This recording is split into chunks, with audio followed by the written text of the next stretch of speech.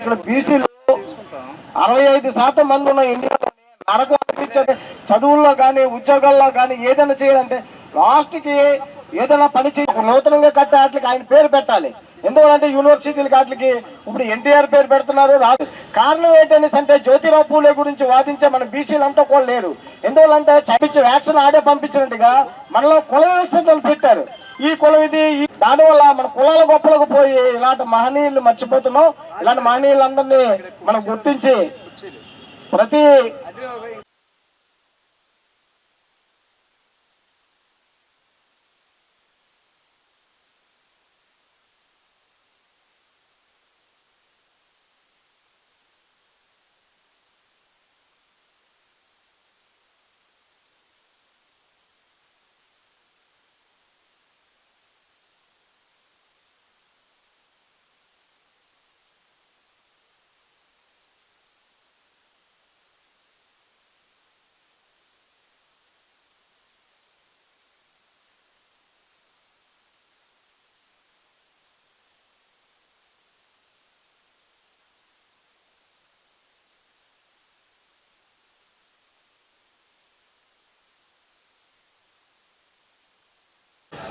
మన రాష్ట్ర కార్యదర్శి శివప్రసాద్ గారు, అలాగే సూరప్పటి గారు, అంజేష్ గారు,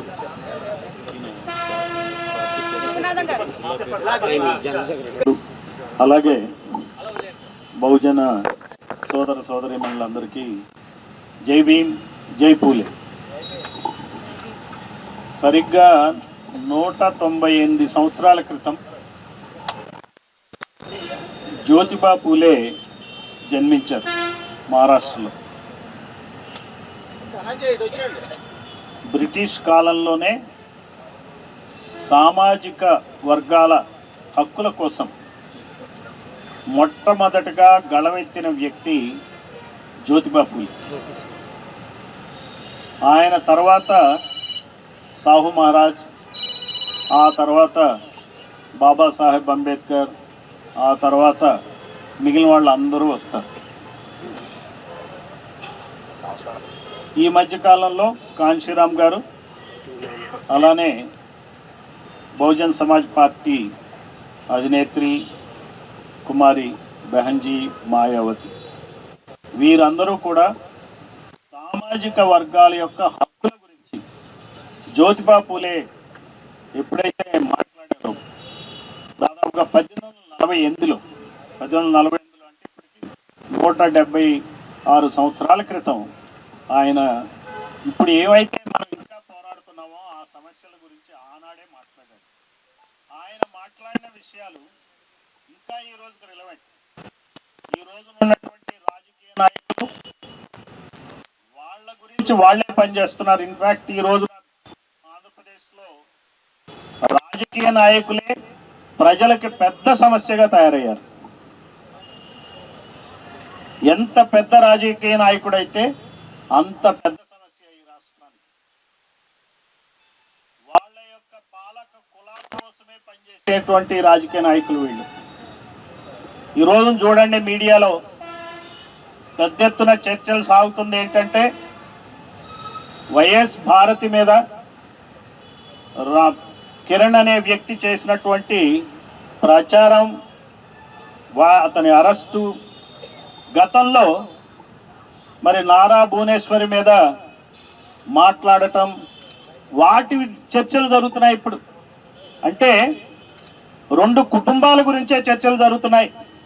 2 కుటుంబాల్లోంచి మహిళల గురించి చర్చలు జరుగుతున్నాయి. వాళ్ళ మీద ప్రభుత్వ యంత్రాంగం అంతా మరి యాక్ట్ చేస్తూ ఉంది. అంతేకాదు మీడియా మొత్తం ఆ వార్తలతోనే నిండిపోయింది. అంటే మిగిలిన వాళ్ళు మహిళలు కాదా? మిగిలిన కులాల వాళ్ళు ప్రజలు కాదా? వాళ్ళ కోసం వీళ్ళు ఏం చేస్తున్నారు? వీళ్ళ మీద వీళ్ళు కేసులు పెట్టుకుని రోజు ప్రజల దృష్టినంతా వాళ్ళ వైపే మళ్ళేట్టుగా చేస్తున్నారు. మిగిలిన బీసీ, ఎస్సీ, ఎస్టీ, మైనారిటీ ప్రజలు వాళ్ళ విషయాల మీద చర్చే లేదు. వాళ్ళ బాగోగుల గురించి మాట్లాడేవాడే లేడు. చూడండి, వక్ఫ్ బిల్ పాస్ చేసింది పార్లమెంట్. మరి వక్ఫ్ బిల్ పార్లమెంట్ పాస్ చేసినప్పుడు ముస్లింల సమస్యల మీద ఏమైనా చర్చ జరిగిందా అండి? ఈ రోజున నారా భువనేశ్వరి, వైఎస్ భారతికి సంబంధించిన అంశాలే ఈ రాష్ట్ర ప్రజలకు కావాలా? మరి ముస్లింల యొక్క సమస్యల గురించి ఎవరు పట్టించుకోరా? సరే, ఉత్తరాంధ్రకే వద్దాం. ఉత్తరాంధ్రలో అత్యధిక శాతం ఉన్నది ఎవరండి? ఇక్కడ బీసీలే. బీసీలు దాదాపుగా 75-80% ఉన్నారు ఇక్కడ బీసీలు. అయితే ఇందా చెప్పినట్టు ఈ రెండు కుటుంబాలు, ఈ రెండు కులాలు, ఈ రెండు పార్టీలు, కమ్మారెడ్డి పార్టీలు సంబంధించిన వాళ్ళకి 10% రిజర్వేషన్లు ఇచ్చుకున్నారు. కమ్మారెడ్లకి 10% రిజర్వేషన్లు ఇచ్చుకున్నారు. కమ్మారెడ్లే నాయకులు. మన ఉత్తరాంధ్ర ప్రాంతం అంతా ఎవరయ్యా నాయకులు? ఎవరి మాట చెల్లబడి అవుతుందంటే నారా లోకేష్ తోడలుడు భరత్ కమ్మరాజు, ఆయన మాట చెల్లుబడి అవుతుంది ఇక్కడ.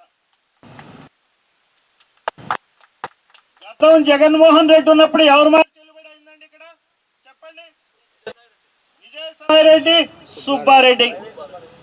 ఓ పక్క రెడ్లు, ఇంకో పక్క కమ్మలు. వీళ్ళ గురించే ఉత్తరాంధ్ర బతుకుతున్నట్టుగా ఉంది. ఓ పక్కన విశాఖ స్టీల్ ప్లాంట్ ప్రైవేటైజ్ చేస్తున్నా పట్టించుకునేవాడే లేడు.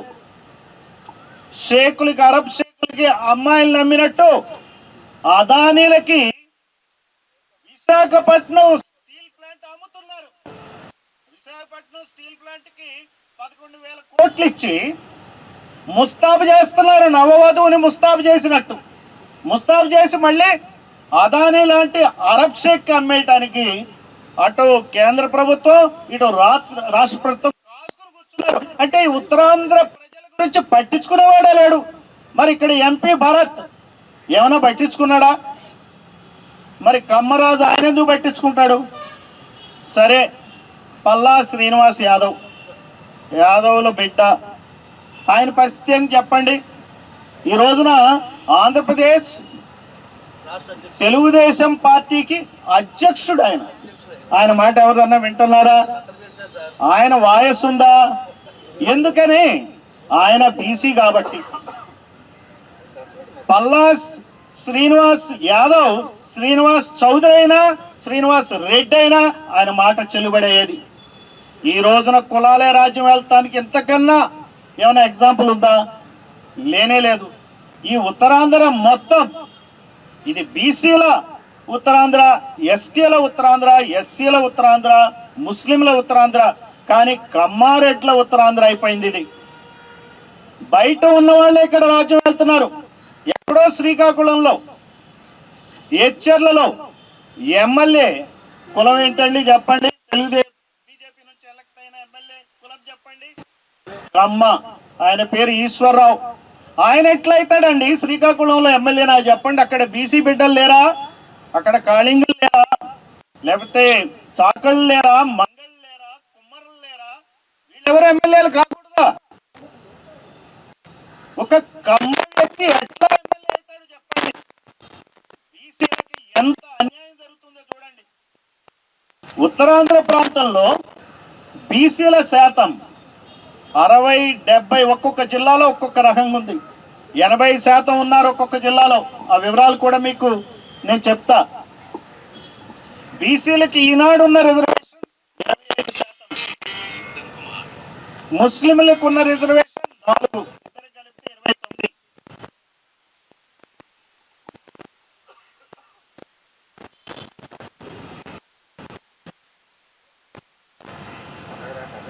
అల్లూరు సీతారామరాజు జిల్లా, ఈ జిల్లాలో బీసీ జనాభా శాతం 7.8.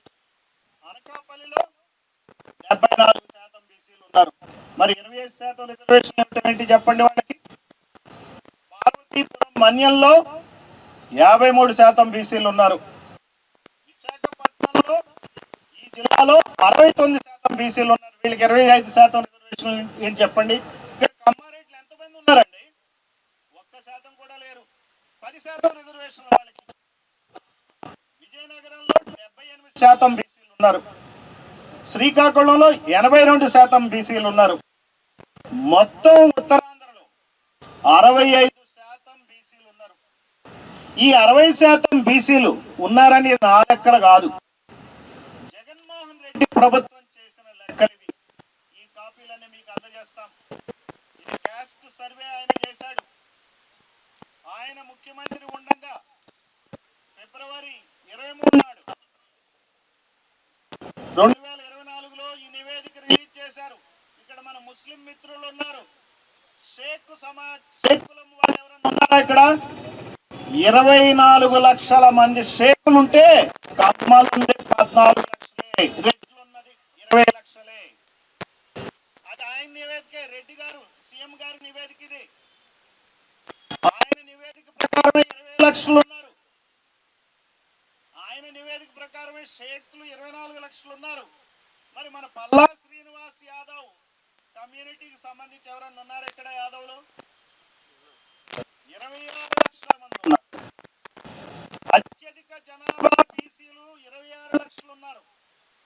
ఆ తర్వాత అత్యధిక జనాభా ఉన్నది 24 లక్షలున్న షేక్లు, తర్వాత 20 లక్షలున్న రెడ్లు, తర్వాత 16 లక్షలు ఉన్నారు తూర్పు కాపులు. ఉన్నారు ఎవరైనా ఇక్కడ తూర్పు కాపులు? తూర్పు కాపులు 16 లక్షలు ఉన్నారు.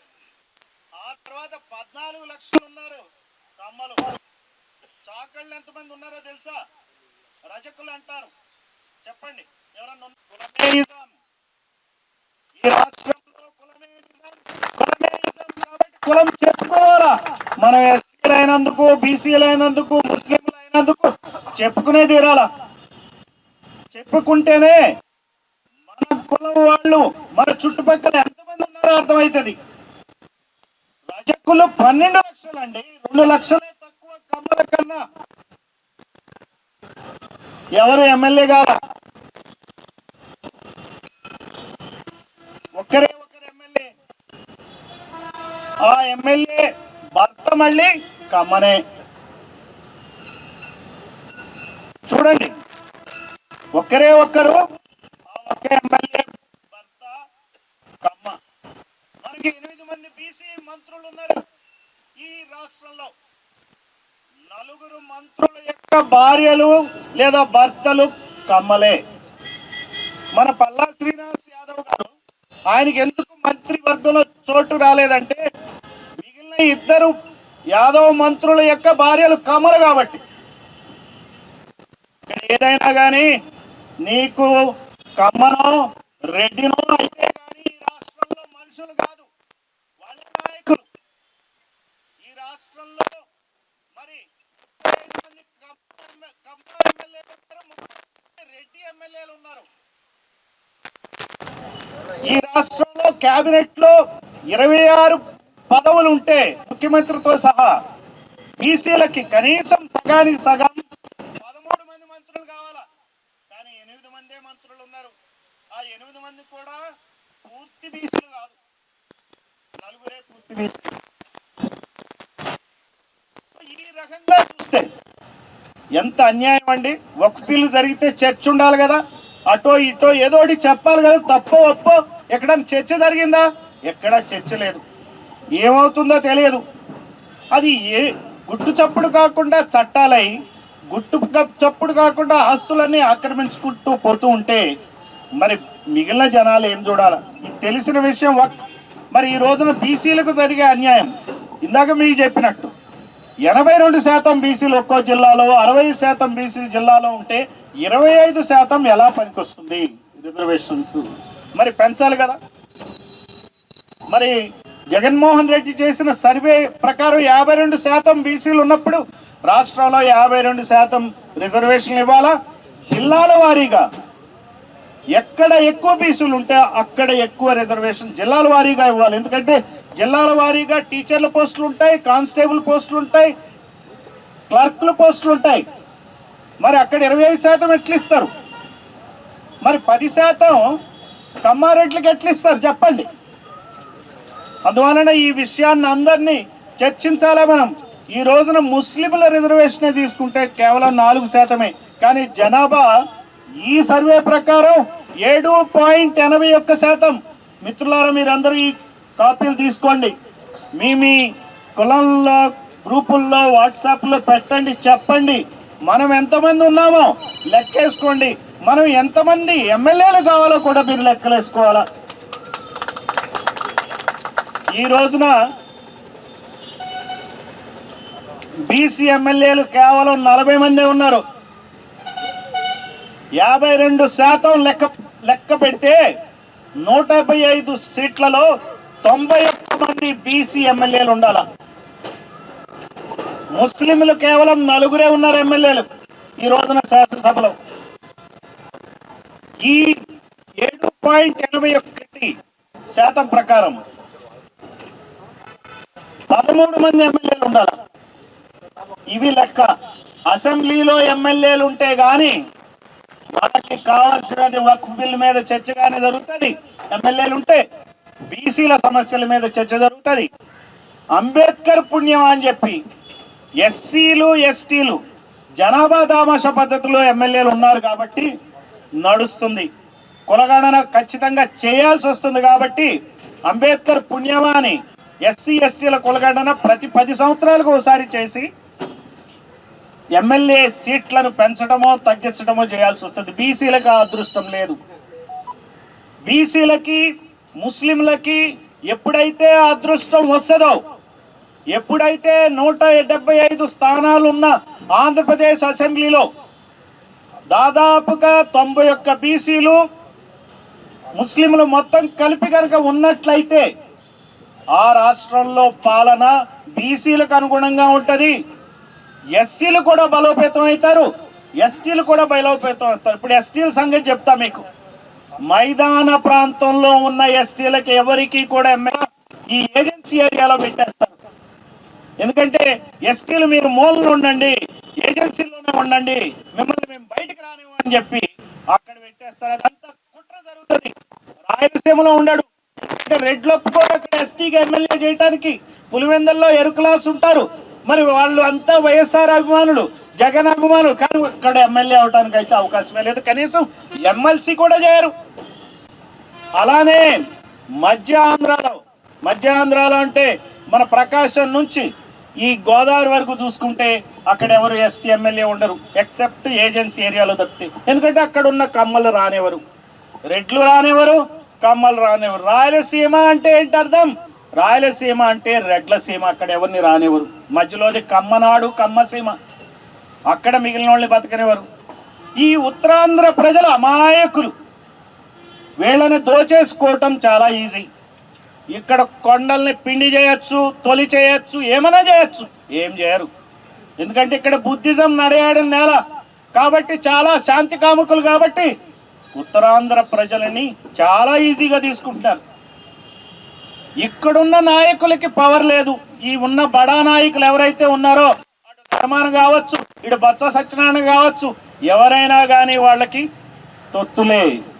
ఉత్తరాంధ్ర ప్రయోజనాలను రక్షించే వాళ్ళు కానే కాదు. మళ్ళీ బయట నుంచి వెలమ దూరం తీసుకొచ్చి అనకాపల్లి ఎంపీ చేస్తారు. రాత్రికి రాత్రి ఎవరు క్వశ్చన్ చేసేవాడే లేడు ఇక్కడ. ఈ అన్యాయాలు ఉత్తరాంధ్ర ప్రజలు అర్థం చేసుకోవాలా. ఇదా పాలన తీరు? ఎవరి కోసం మీరు పాలిస్తున్నారు? ఇది ప్రజలు అర్థం చేసుకోవాలా. జగన్ ప్రభుత్వం చేసిన సర్వే రిపోర్ట్ని మాకు వచ్చింది, పవర్ పాయింట్ ప్రెజెంటేషన్ వచ్చింది, అది మీకు చూపిస్తున్నాం, మీకు ఇస్తున్నాం. బహుజన్ సమాజ్ పార్టీ చేతికి చిక్కింది కాబట్టి ఈ విషయం కనీసం మీ నోటీస్కి వస్తుంది. ఇదే బహుజన్ సమాజ్ పార్టీ లేకపోతే ఈ రాష్ట్రంలో ఇది కూడా ఎవరికి తెలిసేది కాదు. అందువల్ల బహుజన్ సమాజ్ పార్టీకి మనం సపోర్ట్ చేస్తేనే, మద్దతు ఇస్తేనే ఇలాంటి విషయాలు, బీసీలకు పనికొచ్చే విషయాలు, ఎస్సీలకు పనికొచ్చే విషయాలు, ఎస్టీలకు పనికొచ్చే విషయాలు, ముస్లింలకు పనికొచ్చే విషయాలను అన్నిటినీ వెలికి తీస్తాం, తెలియజెప్తాం. అందరం కలిసి ఇదిరా మన పార్టీ, ఈ పార్టీ నీలి జెండా నీడన నిలబడి యుద్ధం చేయాలా, పోరాటం చేయాలా. 2 కులాలురా, కమ్మారెడ్డి కులాలురా, బహుజనులు బానిసలుగా చేసి ఆడిస్తున్నారా? ఎటెల్లుతున్నవే స్వతంత్ర దేశమా? ఎన్నాళ్ళు ఈ బహుజనులకి ఈ అగచాట్లు? ఇది ఆంధ్రప్రదేశ, కులాంధ్రప్రదేశ, కులతత్వ రాష్ట్రమా? ఈ రెండు కులాల పెత్తందార్ల అడుగుల కింద, బూట్ల చప్పుడు కింద నలిగిపోవాల్సిందేనా? ఈ ప్రజలందరూ ఆలోచించాలి. అందరం కలవాల, కలిసి ఈ విషయాన్ని ప్రజల్లోకి తీసుకెళ్ళాలి. ఈరోజు ఆరంభమే. ఇక్కడ బీసీల మీటింగ్ జరిగింది. 100 మంది వచ్చారా, 200 మంది వచ్చారా కాదు. ఉద్యమం మొదలైనప్పుడు ఇలానే ఉంటుంది. ఈ ఉద్యమాన్ని ముందుకు తీసుకెళ్తుంది బహుజన్ సమాజ్ పార్టీ. బీసీల కోసం కాదు ఈ ఉద్యమం. బీసీలు అసెంబ్లీలో అడుగు పెడితే రాష్ట్రం మొత్తం బాగుపడుతుంది. రాష్ట్రం బాగు కోసం ఈ ఉద్యమం. ప్రజాస్వామ్యం రక్షించుకోవటానికి ఉద్యమం. 4000 కోట్లు 5000 కోట్లు పెట్టి అటు జగన్మోహన్ రెడ్డి, ఇటు చంద్రబాబు నాయుడు ప్రతి సంవత్సరం ఎలక్షన్కి వెళ్తారు.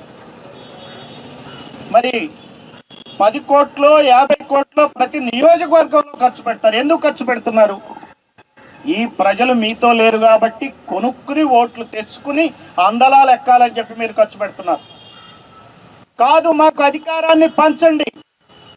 52% రిజర్వేషన్లు విద్యలో, ఉద్యోగాల్లో, అలానే స్థానిక సంస్థల్లో, చట్టసభల్లో ఇవ్వండి. ప్రభుత్వంలో ఉన్నారు కాబట్టి ఇది మీ బాధ్యత. అప్పుడు 4000 కోట్ల రూపాయలు కాదు, 4 రూపాయలు కూడా ఖర్చు పెట్టక్కర్లా. అందరికీ భాగస్వామ్యం వచ్చిన రోజున ఈ ప్రభుత్వాలు మనమే అనుకున్నప్పుడు డబ్బులు ఇచ్చి ఓట్లు వేయాల్సిన అవసరం ఎవరికి ఉండదు. అంతేగాని దానికేం చెప్తారు? డబ్బులు అడుగుతున్నారు, ఇస్తున్నారు, మేము అడగకపోతే ఇవ్వం కదా, మేము వాళ్ళ వల్లనే అవినీతి పరులు అయిపోయాయని చెప్తున్నారు. ఓటర్ల వల్ల నాయకులు అవినీతి పరులు అయిపోయారని చెప్తున్నారు. మేమేం చేస్తాం? తప్పదు కదా, మేము ఇప్పుడు సంపాదించుకోవాలా? కొండల్ని తొలిచేయాలి. కొండలు తుడిచేంత డబ్బేం పంచట్లే. నువ్వు 10 కోట్లు పంచి 100 కోట్లు సంపాదిస్తున్నావు. ఇక్కడ ఒక ఆయన గతంలో ఒక ఎంపీ ఉండేవాడు, ఆయన సత్యనారాయణ అనుకుంటాను ఆయన పేరు, ఎంవివి. ఆయన ఎలక్షన్ అప్పుడు నాకు చెప్పారు, ఆ రోజు ఆ 30-40 రోజులు వచ్చిన ఆఫీస్కి వచ్చి ప్రతివాడు ఒక 1000 రూపాయలు పట్టుకుని వెళ్ళిపోవచ్చు. కరెక్టేనా? 1000 పంచుకుంటా పోయాడు. 30-40 రోజులు అయినా ఓడిపోయాడు. ఈ పంచుడు కాదు మీరు చేయాల్సింది, అధికారాన్ని పంచండి. నోట్ల పంచుడు కాదు, నోట్లను పంచడం కాదు, సీట్లను పంచండి. బీసీలకు సీట్లను పంచండి, ముస్లింలకు సీట్లను పంచండి.